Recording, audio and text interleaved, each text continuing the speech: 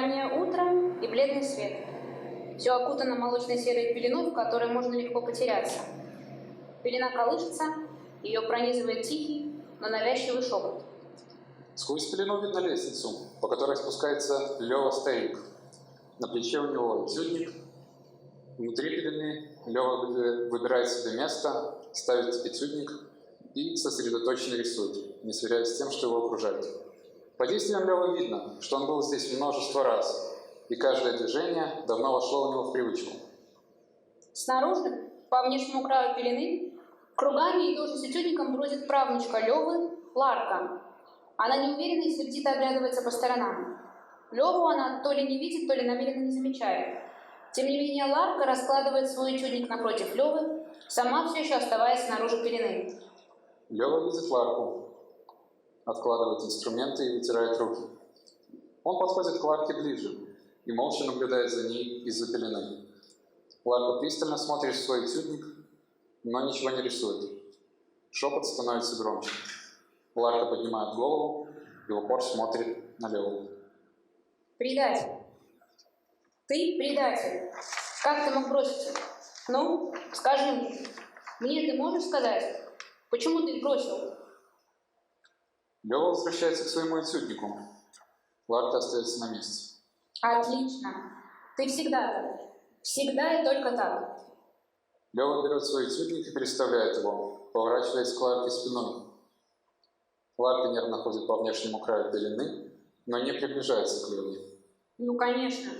Так же проще всех обвинить, прикинуться жертвой. А ты о них подумал? Что с ними стало, ты подумал? А знаешь, кто ты?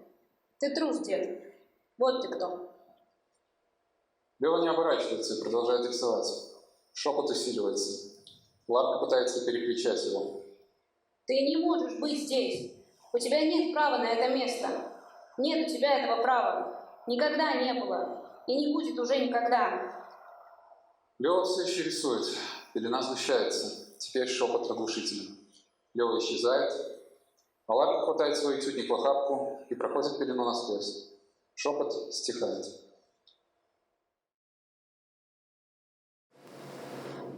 Все еще утро. Тот же свет и пелена.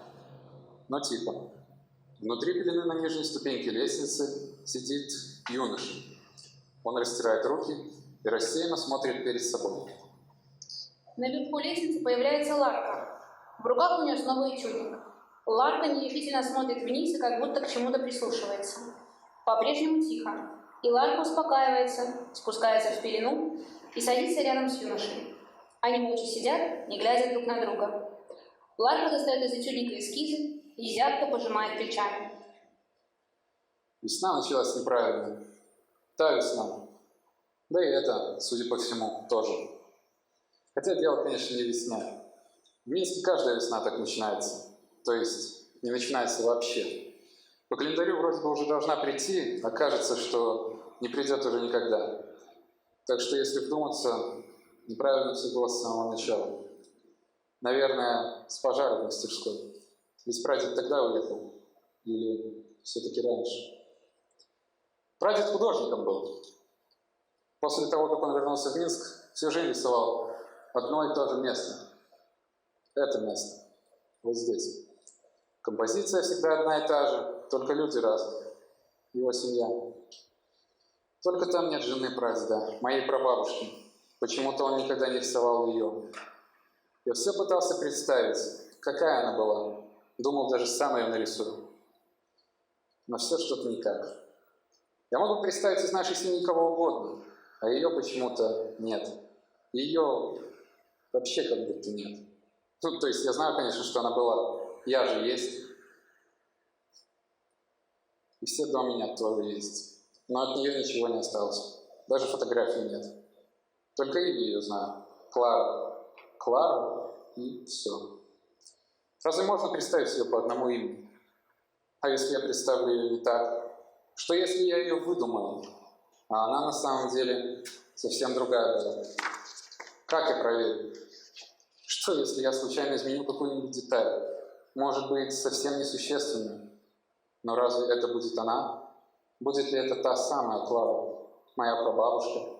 которая родилась в этом городе, гуляла по его улицам, прадеда встретила, когда он сюда приехал, влюбилась в него, а он в нее. Или это будет другая Клара? Ларка роняет инструменты и закрывает лицо руками. Юноша вздрагивает, поворачивается к Ларке и удивленно смотрит на нее. Кто тебя обидел? Ну, скажи мне. Мне ты можешь сказать? Ларка резко поворачивается к юноше и вглядывается в его черты. Кто ты такой, чтобы... Чтобы что? Ларка не отвечает, упрямо мотая головой. Чтобы что? Ларка вытирает лицо, встает на ноги и собирает эскизы. Кто я такой, чтобы что? Ларка протягивает эскизы юноше. На, забирай. Можешь делать с ними что хочешь. За что ты так со мной? Ларка бросает в юношу эскизами, собирает свой этюдник и вешает на плечо. Отлично. Ты всегда так? Всегда и только так? Ларка быстро идет вверх по лестнице и уходит. Ну, конечно, так же проще. Всех обвинить, прикинуться жертвой. Юноша собирает эскизы, рассматривает их и вдруг вскакивает. У тебя нет права на это. У тебя нет права на это все. Это ведь... Это неправильно. Так, неправильно. Почему прадед никогда не рисовал ее? Почему он никогда не рисовал Клару? Жалко, уже не спросишь. Его ведь я тоже не знал. Мы с ним вроде как похожи. Меня даже хотели назвать в его честь. Ну, то есть, сначала меня хотели назвать в его честь, а уже потом оказалось, что я вроде как на него похож. Художником я тоже хотел стать в его честь. Не получилось. Наверное, слишком боялся. А может, старался слишком. Доказать что-то старался, чтобы не подражать, чтобы тенью его не стать. Хотя, с другой стороны, какая разница, чей я правнук? И какая разница, каким художником был прадед? Но все равно будут сравнивать, будут мерить по его таланту. И ни единого шанса доказать, что я имею право быть кем-то еще. Не его правнуком, а собой. Так что я решил, что не буду художником. Зато теперь я могу спокойно воспринимать то, что делал он, хранить память о нем, и память, которую он успел передать мне. Пускай мы и не виделись никогда. Юноша складывает эскизы в аккуратную стопку, а потом со злостью отшвыривает. Он понуро сидит какое-то время, а потом поднимает лицо и щурится на свет. Нет, я очень горжусь тем, что он мой прадед. Только вот быть правнуком знаменитого художника – адский труд. Сжигает изнутри. Проще вообще не быть. Юноша бережно собирает эскизы в тающей пелене.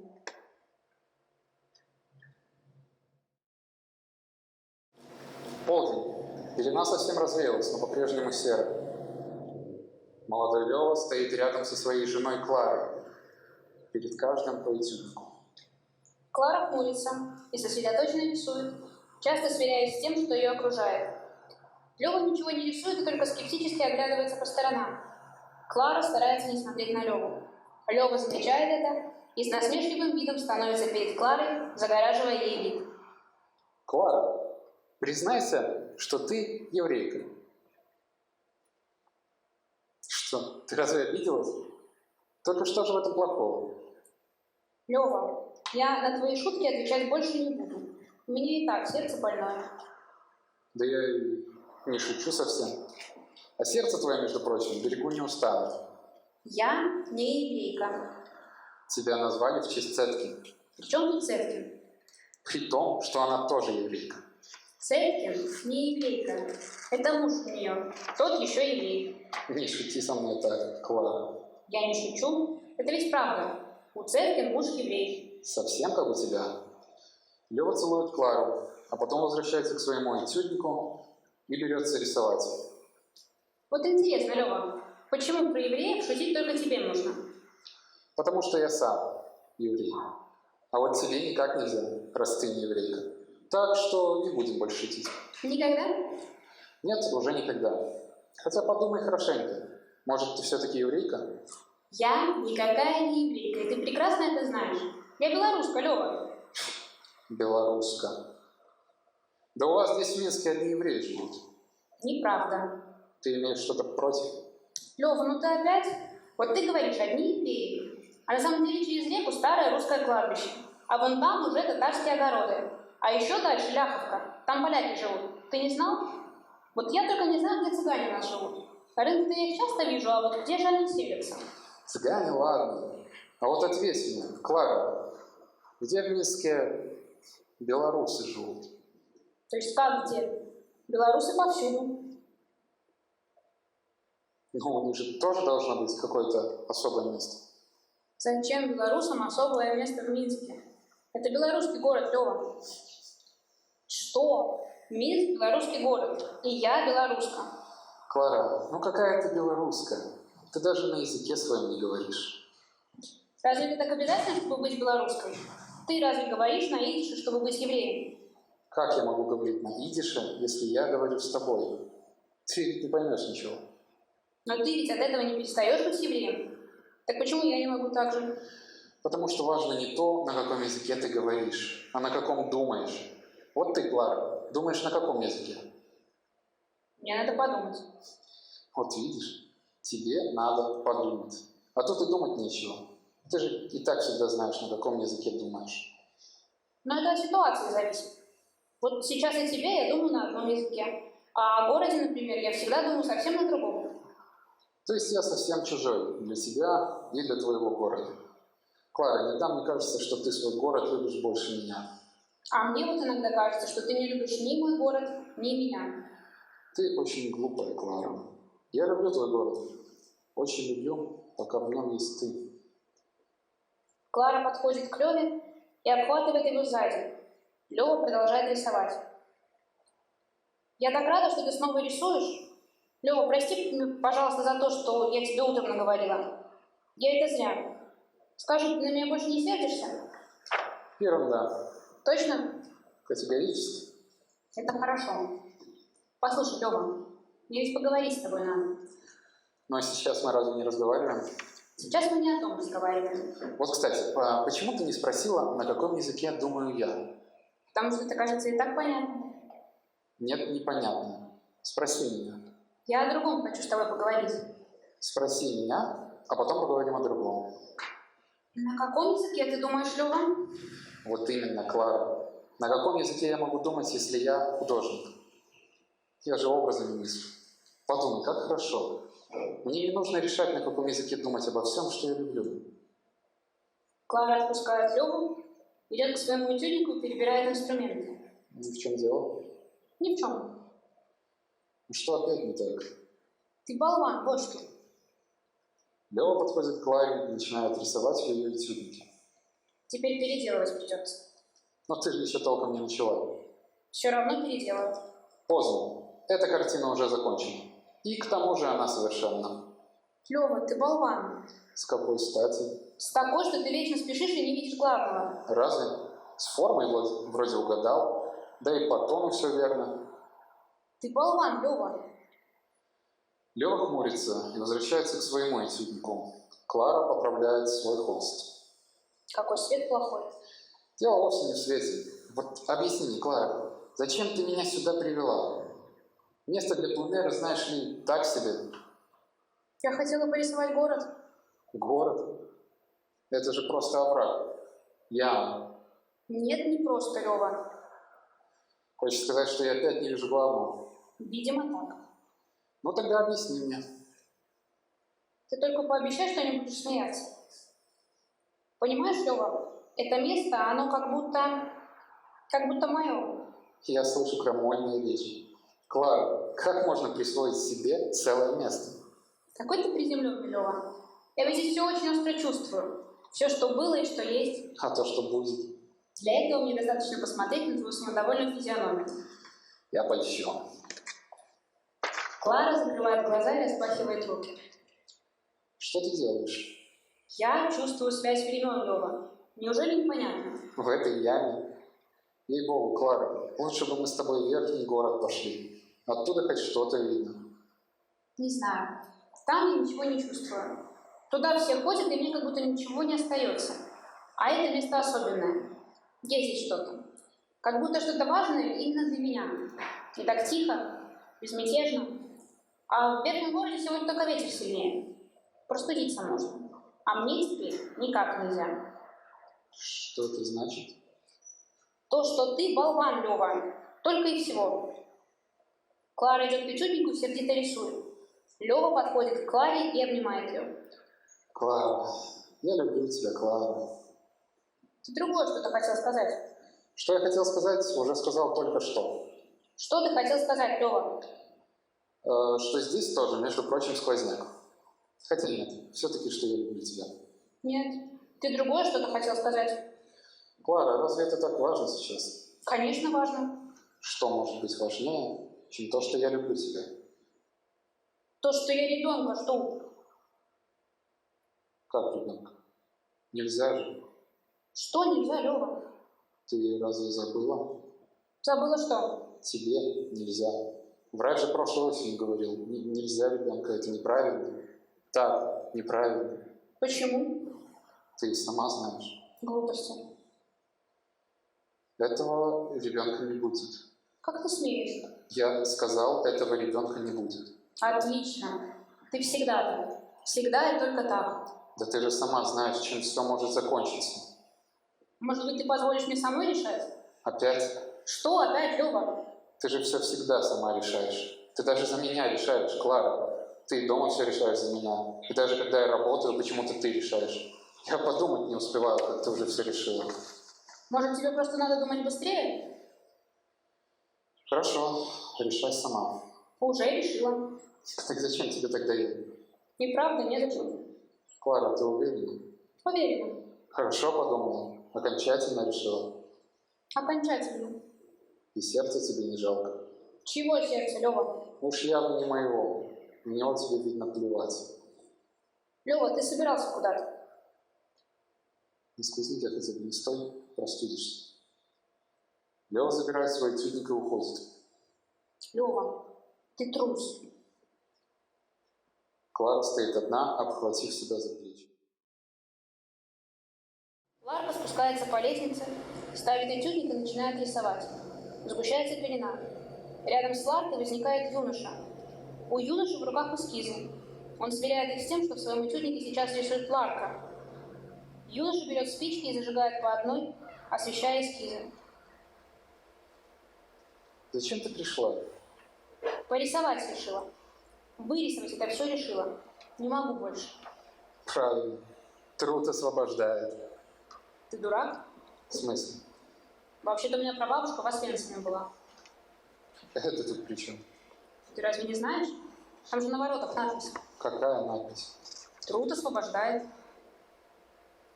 Прости, я не это имел в виду. Но ты ведь не еврейка. То есть, если я не еврейка, то у меня и права говорить об этом нет. Как будто в Освенциме только евреи не были. Твоя бабушка там погибла. Выжила.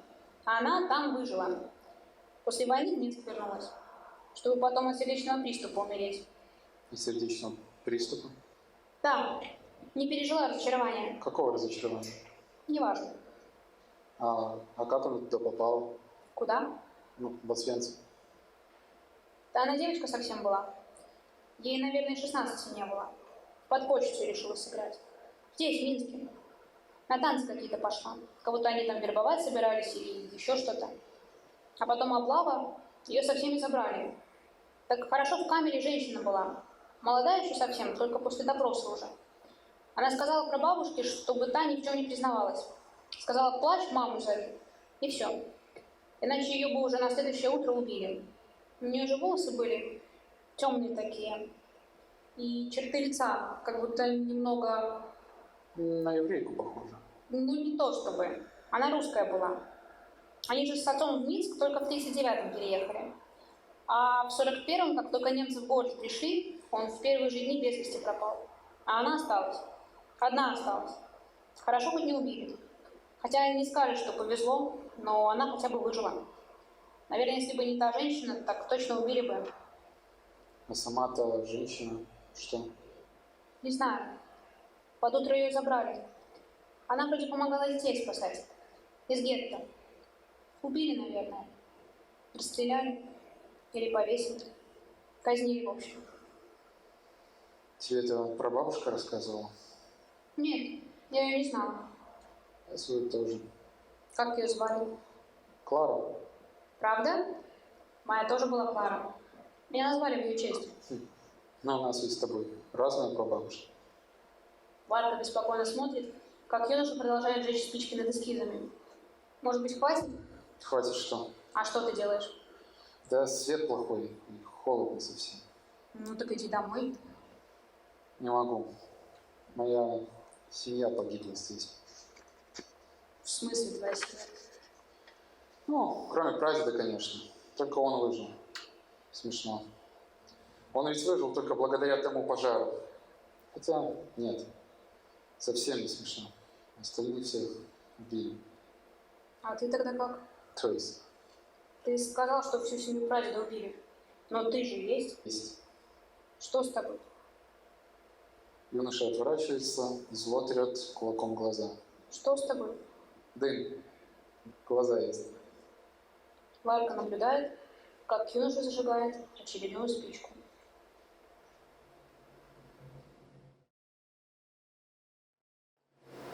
По лестнице с этюдником спускается Лёва старик. Он привычными движениями раскладывает этюдник, ставит холст и собирается рисовать, но вдруг в тишине снова возникает неразборчивый шепот. Лёва захлопывает этюдник и садится на нижнюю ступеньку лестницы. Клара? Зачем ты тогда это сделала, Клара? Как ты могла? Я же никогда не прощу тебя за это. Не прощу тебя уже никогда. Все сгорело, Клара. Внутри у меня все сгорело. Не осталось ничего. За что ты так со мной? Ты думала, каково мне было? Как мне жить с этим? Думала? Может, ты думала, что я смогу как-то дальше?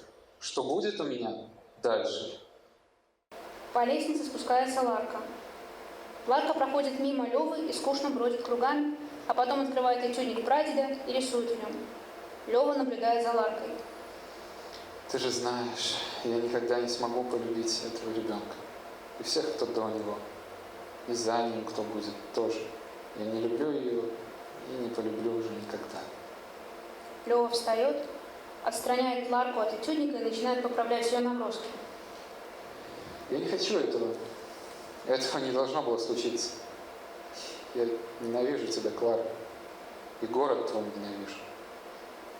Ларка смотрит на Лёву, а потом убегает. Лёва удивленно оборачивается и смотрит вслед правнучки. Ларка? Ларка, стой! Куда побежала? Ларка! Лёва наспех собирает этюдник и уходит за Ларкой. Шепот стихает. На лестнице появляется Клара и садится на верхней ступеньке. Ты всегда говорил, что в этом городе закаты из твоих окон самые красивые.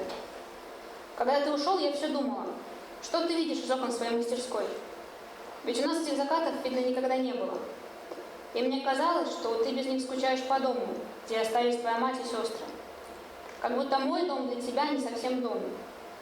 Я очень боялась, что в мастерской ты тоже не будешь видеть закатов. А когда вернешься, то поймешь, что наш дом ничем не отличается. И тогда ты уйдешь насовсем. Так что я надеялась, что из мастерской ты не видишь даже неба. Ты вернулся, конечно, но только не ко мне, а к матери. И каждый вечер я думала, что вот сейчас ты смотришь в окно, и вместе с закатом дальше, наверное, видишь мой дом, мои окна. Ты должен был видеть меня посередине этого заката. Ведь каждый вечер я сидела перед своим окном и думала о тебе. Потом я увидела твою картину. Там был дом и закат, а посередине женщина и мальчик. Я подумала, ты нарисовал меня и нашего ребенка. Подумала, зачем? Ведь рано еще. Как ты знаешь, что это именно мальчик? Но ты сказал, что это твоя мать и ты. А потом пожар в мастерской, и ты уехал в Москву. Мне приснилось тогда, как будто ты мой сын. Испугалась ужасно. Я ведь старалась не представлять, каким будет наш ребенок. Сгущается пелена. Появляется юноша. В руках у него снова эскизы. Юноша рассматривает их и сверяет с тем, что его окружает. Но Клара пока не видит юношу. Я боялась, что не угадаю, что подумаю что-то не так, и оно не получится. Так что я решила, что лучше буду представлять наших внуков. Загадала, чтобы нам с тобой вместе внуков увидеть, потому что тогда точно получится. А если очень повезет, то мы и правнуков увидим. Только бы сердце не подвело. Но почему-то не получалось все хорошенько представить. Рвано как-то все. Без тебя я ничего не видела. Не видела, что будет. И закатов из твоих окон я никогда не видела тоже. В тот раз, когда я пришла, было пасмурно. Твоя мать мельком глянула на меня и отвернулась. Стала говорить с соседкой, как будто меня нет. Что она тогда сказала? Это не наши люди. Только что это значит? Она ведь тогда еще что-то сказала. Я не помню, как ушла оттуда.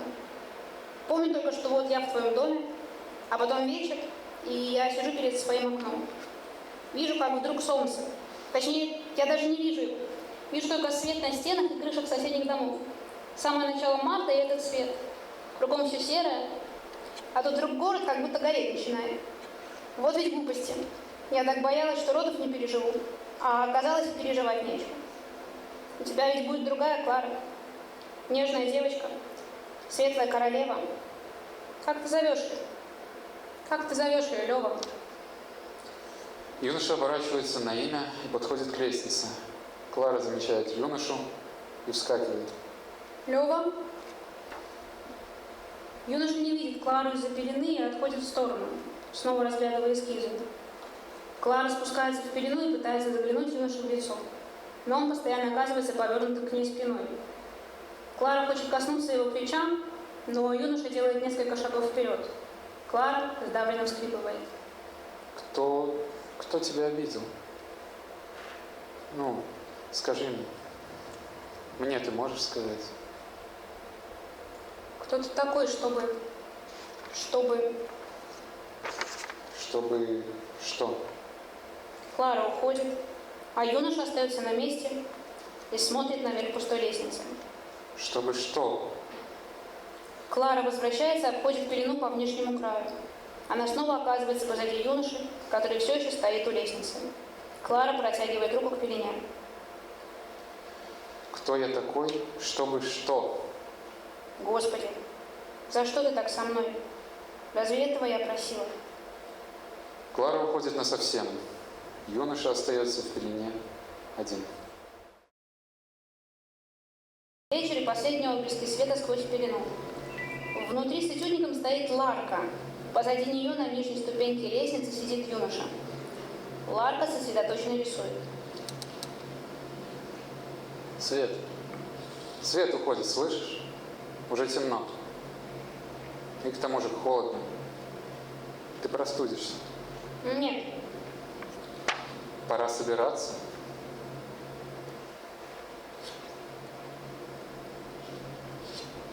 Зачем ты вообще пришла сюда?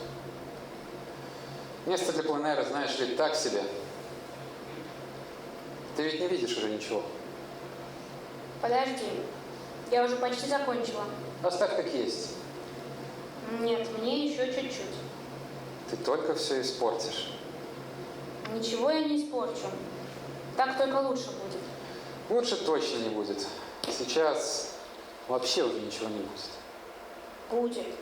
Как говорила прабабушка Клара, никогда так не было, чтобы как-нибудь да не было.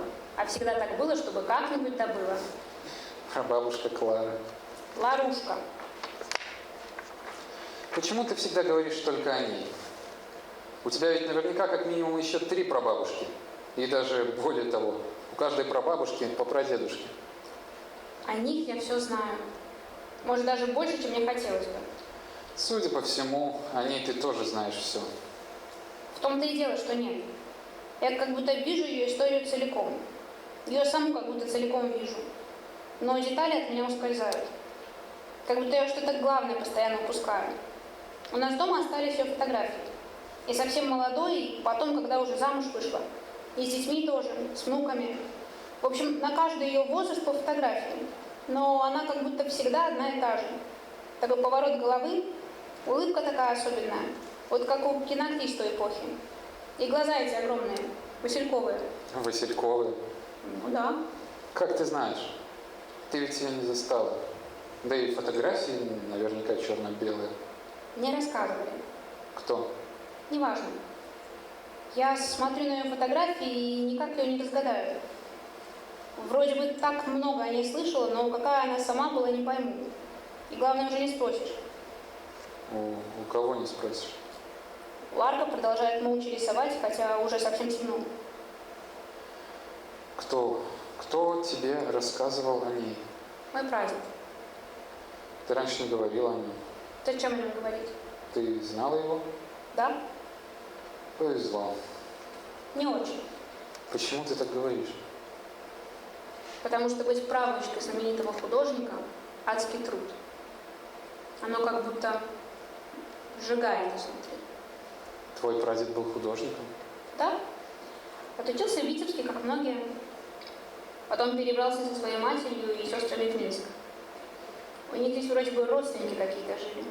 Обосновались тут, у него заказы стали появляться. Писал портреты, книги иллюстрировал. В общем, в разных направлениях работал. А как он умер? Почему ты спрашиваешь? Ты ответь. Он умер здесь. Ну вот, а говорила, что не еврейка. Я не еврейка. Как тогда твой прадед здесь погиб? Я не сказала, что он здесь погиб. Я сказала, что он здесь умер. Это уже потом произошло. Но да, мой прадед был еврей. Только это не значит, что я тоже еврейка. Считается же только по материнской линии. Так что с учетом смены поколений и побочного замеса крови со всех остальных сторон, я даже не знаю, кем себя считать, если честно. Белорусской, наверное. Хотя это тоже спорный момент. Я даже по-белорусски не говорю. Но ты ведь художник. Какая разница, на каком языке ты говоришь? Точно. Мне прадед то же самое всегда говорил. Какая разница, на каком языке ты говоришь и думаешь, если ты художник? Ты же образами мыслить должна. Только это бред. Все люди образами мыслят. Это только художники почему-то думают, что они такие особенные. А они такие же, как все. Но ты тоже художник. Разве я от других чем-то отличаюсь? Или прадед мой, думаешь, отличался? Так значит, он жил и работал здесь, в Минске? Да. Только перед самой войной в Москву уехал. А после того, как вернулся в Минск, всю жизнь рисовал одно и то же место. Это место. Вот здесь. Композиция всегда одна и та же. Только люди разные. Его семья. Только это такое лицемерие. Что? Ты разве не гордишься, что он твой прадед? Не о чем тут гордиться. Юноша бьет Ларку по щеке.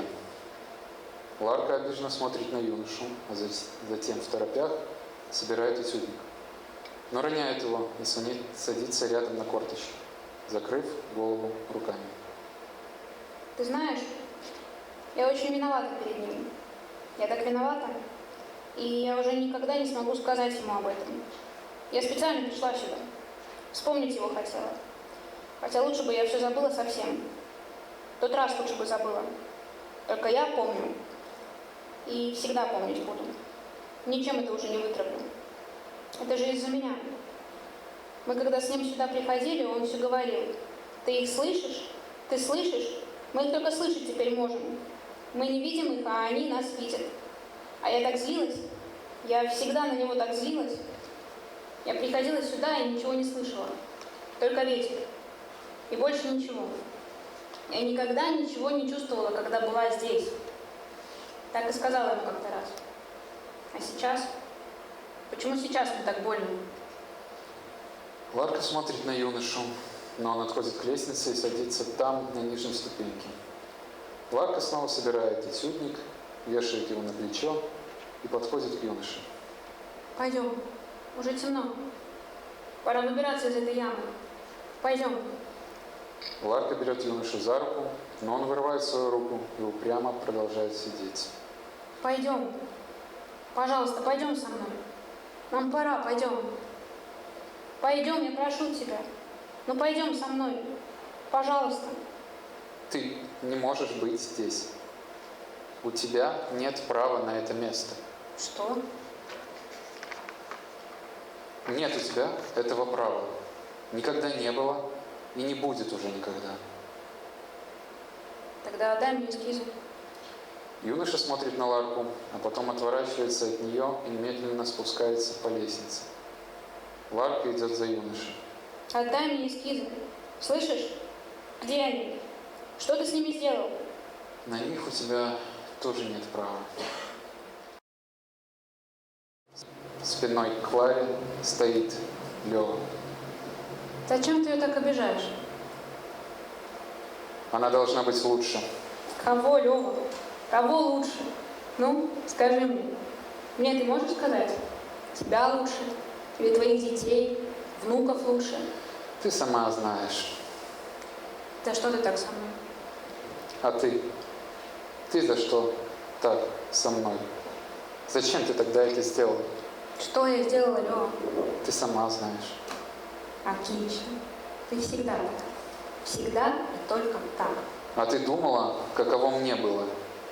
Как мне с этим жить было, думала? Ну, конечно. Так же проще. Всех обвинить, прикинуться жертвой. А знаешь, кто ты? Кто? Ну, говори. Трусом меня назвать хочешь? Угадал? Трусом? Ты болван, Лёва. Замолчи. Лёва оборачивается и смотрит наверх лестницы, где все еще сидит Клара. Клара, я скучаю по тебе очень. Я же приходил сюда только чтобы представить тебя, чтобы нас представить. И не мог. Никак не мог вспомнить тебя, твое лицо. У меня ничего не осталось после тебя. Как я могу думать о тебе, если у меня ничего не осталось? Ты ведь знаешь, что тогда меня здесь не было. Здесь мы с тобой были, до того, как я уехал. Ты разве не помнишь? Твоя мать сделала все, чтобы я забыла. Она ведь как-то сказала мне, что у меня нет права на это место. Зачем ты говоришь о ней так? Она теперь здесь. Они все теперь здесь. Каждый раз, когда я прихожу сюда, вместо тебя, они. Я хочу твой голос вспомнить, а слышу только их. Я не помню твой голос, Клара. Я их слышу. Я могу вспомнить голоса их всех, а твой никак не получается. Всегда только их голоса. Я же знаю, что они здесь, что с ними здесь произошло, знаю. Знаю, что чувствовал каждый из них. Как ты можешь знать? Тебя ведь здесь не было тоже. Они смотрят на меня, когда я прихожу сюда. Думаешь, почему я только их рисую? Я же в долгу у них, Клара. Только зачем они смотрят? Зачем они смотрят, Клара? Лёва плачет. Клара спускается по лестнице и подходит к самому краю пелены, где стоит Лёва. Сквозь пелену Клара хочет обнять Лёву со спины, как раньше, но не может. Клара, ты тоже считаешь меня предателем? Нет, нет, ну что ты? Конечно нет. Ты ведь не знал, что случится. Ты не мог знать. Она считает. Я даже сделать уже ничего не могу. И тогда ничего не мог сделать. И сейчас не могу. И не смогу уже никогда. Ларушка, ты простишь меня когда-нибудь? Лёва, да я ведь и не сердилась на тебя никогда. Только я не Ларушка. Ты забыл. Но по ней я скучаю тоже. Ну вот. А говорил, что не полюбишь ее уже никогда. Но снишься мне ты, Клара.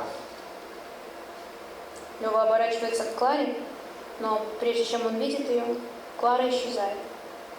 Совсем тихо.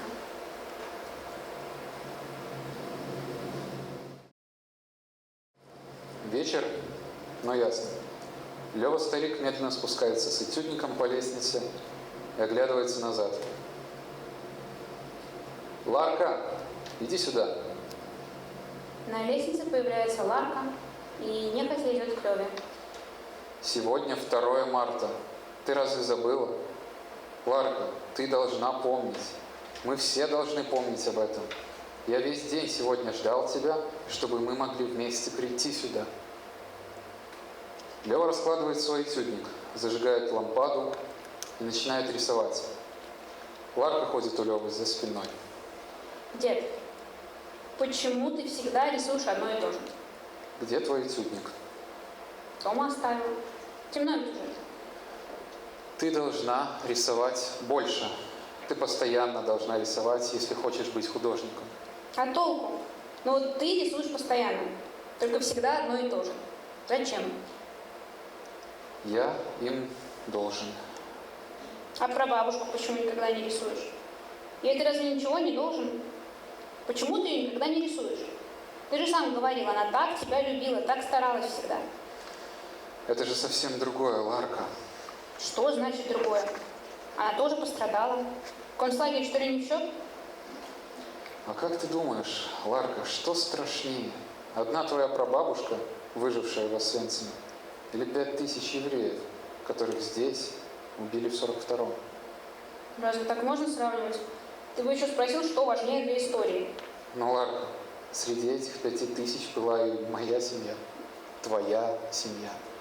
Разве ты не чувствуешь связь с ними? Нет, не чувствую. Лева замирает и прислушивается. Вот, ты их слышишь? Ты их слышишь? Мы их только слышать теперь можем. Мы не видим их, а они нас видят. Бред. Ларка, не смей говорить так. Мы в долгу перед ними. Но они же все умерли. Разве тебе не важнее, кто остался? А кто остался? Ты, например. И Ларушка тоже. С ней мы встретились потом, когда я вернулся в Минск. В смысле вернулся? С фронта, что ли? Ты же не воевал. Нет, не воевал. Я в Москву уехал еще до войны. Вся семья здесь осталась. Послушай, Ларка, у меня ведь жена здесь была. У нас ребенок должен был родиться. Только я уехал. Зачем? Я не мог здесь находиться. Не мог я здесь больше, это невыносимо было. Я всегда не любил этот город. Ну потом же полюбил, когда Ларушку встретил. Или как? Нет, не полюбил. И твою прабабушку я тоже не любил. Она об этом знала. Она поэтому так рано умерла? Она рано умерла из-за сердца. Почему-то я не удивлена. В этом я не виноват, Ларка. Как же не виноват? Ты во всем виноват. Ладно, ее не любил. Но ты и других, получается, бросил. Их ты тоже не любил? Прости, Ларка, я ничего не мог сделать. Предатель. Ты предатель. Как ты мог бросить их? Ну, скажи мне. Мне ты можешь сказать, почему ты их бросил? Ларка, подумай хорошенько. Если бы этого не случилось, ты бы не родилась. Об этом ты не подумала? Отлично. Ты всегда так. Всегда и только так. Ты не понимаешь, что это было. Каково мне было. Я не мог вернуться. Война началась, как бы я вернулся? Ну, конечно. Так же проще. Всех обвинить, прикинуться жертвой. А ты о них подумал? Что с ними стало, ты подумал? А знаешь, кто ты? Ты трус, дед. Вот ты кто. Иди домой, Ларка. Ты не можешь быть здесь. У тебя нет права на это место. Нет у тебя этого права. Никогда не было. И не будет уже никогда. На сквозняке хотя бы не стой. Простудишься. Ларка убегает. Лёва рисует еще немного, а затем неловко заваливается на бок и остается лежать. Сгущается пелена. Вновь возникает шепот. Эскизы Лёвы разлетаются.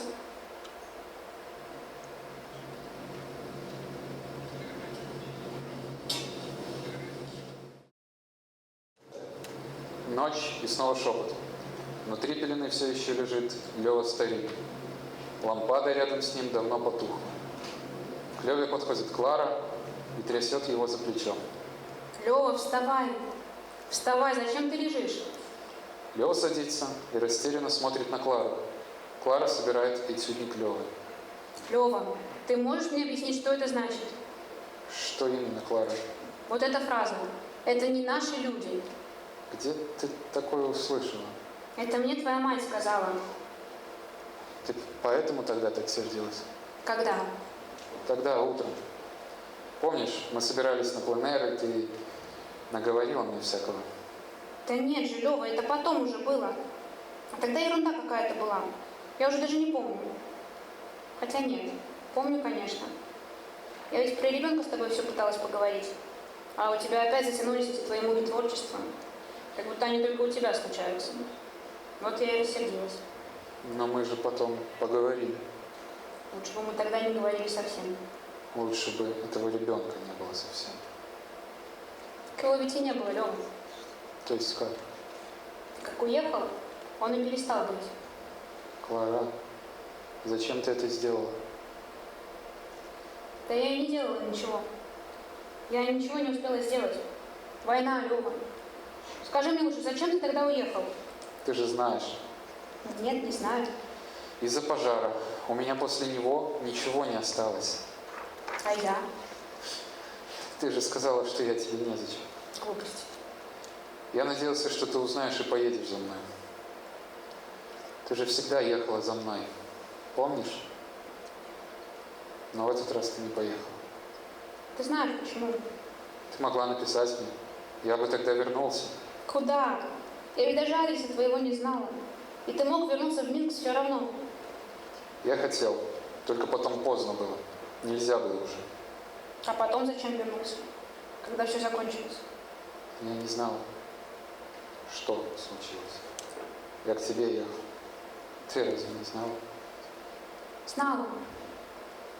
Я только до сих пор не знаю, зачем твоя мать тогда это сказала. Сказала, что...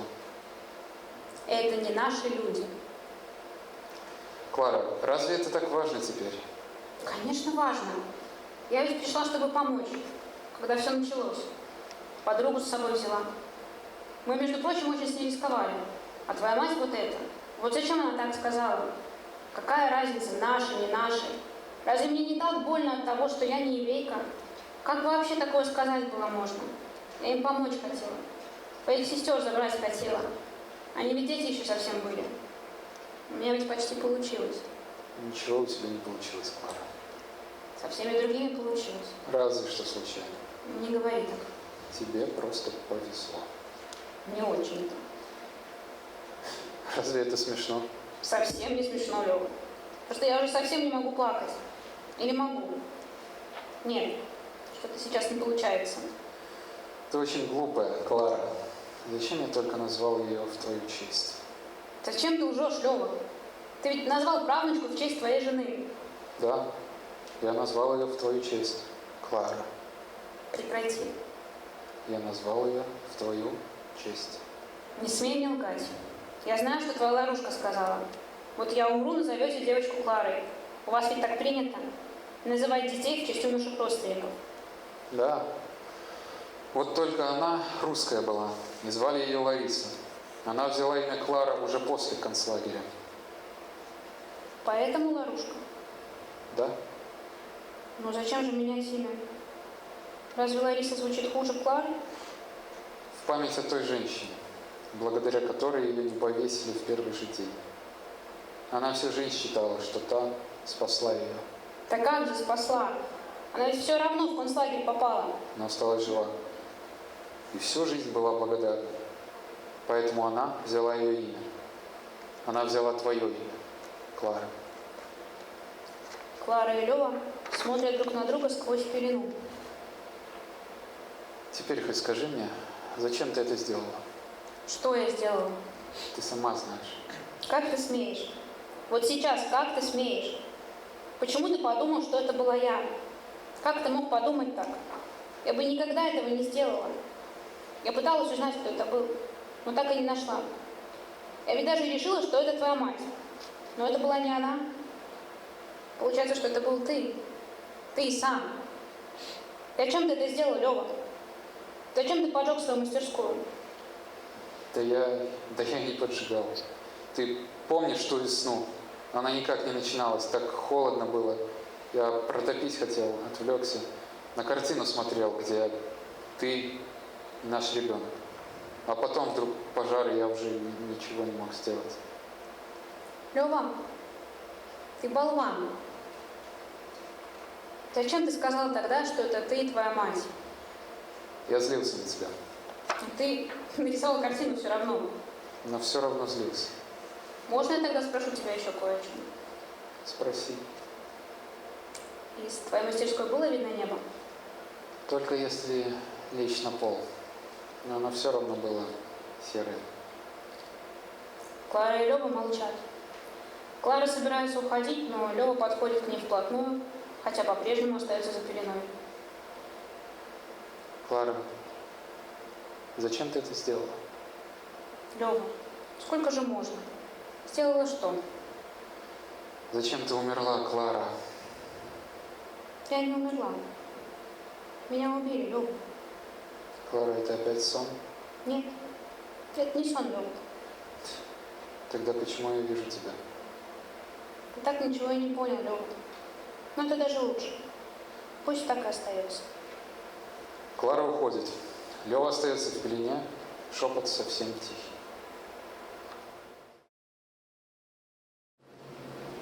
Ночь перед рассветом. Все еще темно, колышется пелена и очень тихо.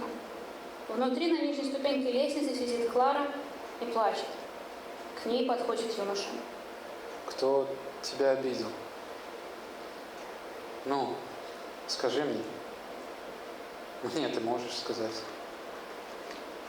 Никто, милый. Никто. Все хорошо. Теперь все хорошо. Ты можешь мне объяснить кое-что?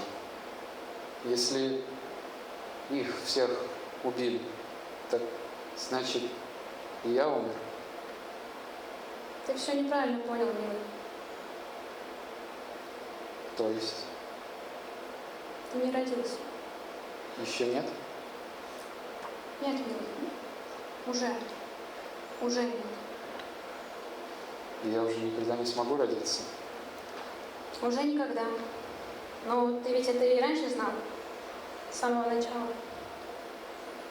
Послушай, но ты останешься здесь со мной, Ты останешься здесь. а ты?